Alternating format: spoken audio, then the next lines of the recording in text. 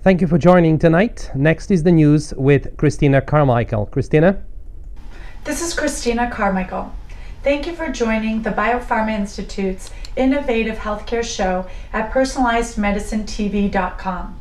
The news stories today are: does the U.S. Preventive Services Task Force calling for an end to routine PSA testing for healthy men age 50 and older go too far? If your mother told you that vitamins are good, then let us talk about vitamin E and the risk of prostate cancer. What did a major medical study find? Prostate cancer is the second most common cancer among men after skin cancer. In 2010, nearly 220,000 U.S. men received a diagnosis of prostate cancer, and an estimated 32,050 died of the disease. A draft recommendation by the U.S. Preventive Services Task Force calling for an end to routine PSA testing for healthy men ages 50 and older goes too far, says a prostate cancer expert at the Siteman Cancer Center at Washington University School of Medicine and Barnes-Jewish Hospital in St. Louis. Mass screening is not the way to go, says Gerald Andreoli, MD, Chief of Urological Surgery, who acknowledges that widespread testing has led many men with slow-growing tumors to be overdiagnosed and overtreated with aggressive therapies. We have to make a more nuanced approach to determine which men should be screened in the first place, how frequently they should be tested, and whether their cancer warrants therapy. In recommending against routine PSA screening, the task force says that the test does not save lives, and when positive, often leads to invasive biopsies and treatments such as surgery or radiation therapy, with side effects that can include incontinence and impotence.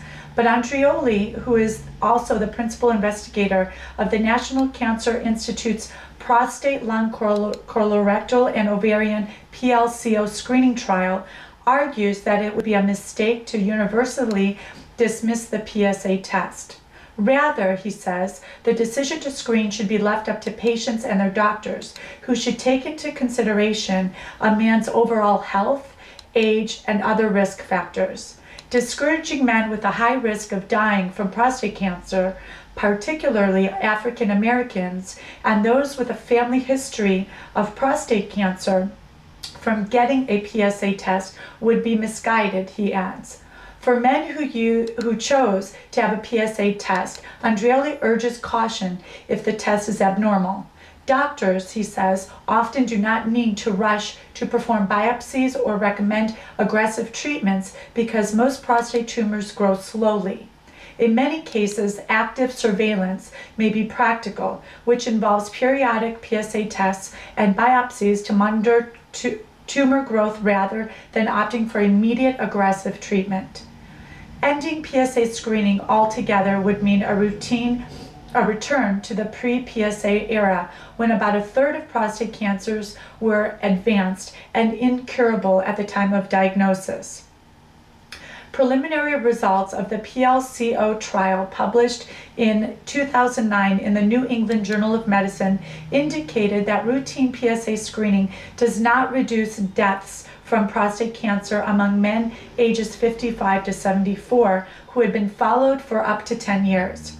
But Andreoli says that a close look at younger, healthy men in the study showed an improvement in prostate cancer mortality among those who had PSA tests and digital rectal exams.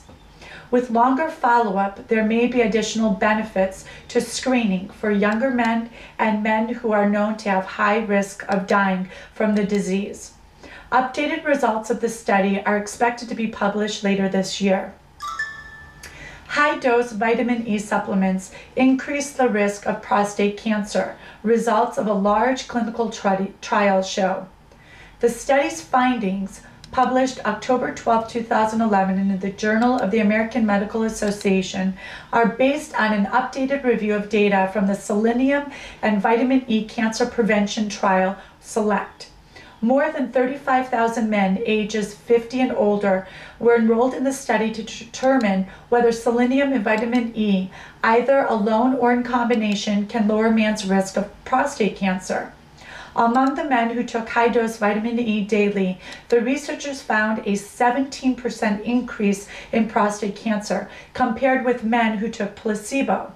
It's very clear that high doses of vitamin E does not lower the risk of prostate cancer and in fact carries real risks for some men, says Gerald Andreoli, MD, the Robert K. Royce Distinguished Professor and Chief of Urological Surgery at the Siteman Cancer Center at Washington University School of Medicine in St. Louis and Barnes Jewish Hospital. For these reasons, men in the general population should not take high doses of vitamin E to promote prostate health. At the School of Medicine, about 110 men were enrolled in the trial, which was led by Robert Grubb III, MD, Assistant Professor of Surgery. The patients are being notified of the study's results and should continue to see their primary care physician or urologist and bring these results to their attention for further consideration. Andreoli says, the SELECT trial ended in 2008 when a review of the data showed that the dietary supplements did not reduce the risk of prostate cancer. At that time, there was a small increase in the risk of prostate cancer among men taking vitamin E, but it was not statistically significant. The newly published study takes into account 3 additional years of follow-up. Men in the study were randomly assigned to take one of 4 sets of supplements, or placebos, with more than 8,000 men in each group. One group took both selenium and vitamin A. One took selenium and a placebo. One took vitamin E and a placebo. And the final group received placebos of both supplements. Men who took selenium alone, or vitamin E and selenium together, were also more likely to develop prostate cancer than men who took a placebo, but those increases were small and possibly due to chance. The dose being studied was 200 micrograms of selenium and 400 international units of vitamin E. By comparison, most multivitamins contain about 50 micrograms of selenium and 30 to 200 international units of vitamin E.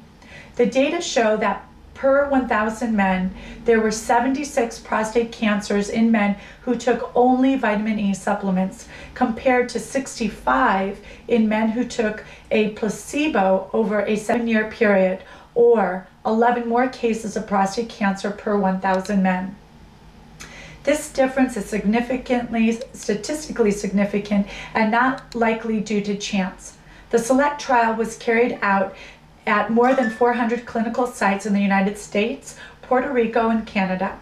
It began in 2001 based on earlier research suggesting that selenium and vitamin E might reduce the risk of developing prostate cancer. After the independent safety monitoring review in 2008, participants were told to stop taking their study supplements because the data showed no benefit in using the supplements to prevent prostate cancer. When the trial was halted, more than half of the participants consented to have their health monitored via mail questionnaires. Now, because of this latest finding, researchers are encouraging all participants to consider taking part in long-term study follow-up so investigators can continue to track outcomes. Researchers involved in the SELECT trial are now measuring the amount of vitamin E, selenium, and other nutrients in the blood of participants when they joined the trial to see if the effect of the supplements depended upon this baseline level of micronutrient. Other researchers are looking at single-base changes in patients' DNA to see if they affect cancer risk or perhaps increase a man's risk of developing prostate cancer while taking vitamin E. Thank you for joining the BioPharma Institute's innovative healthcare show at personalizedmedicinetv.com. This is Christina Carmichael. Have a great day.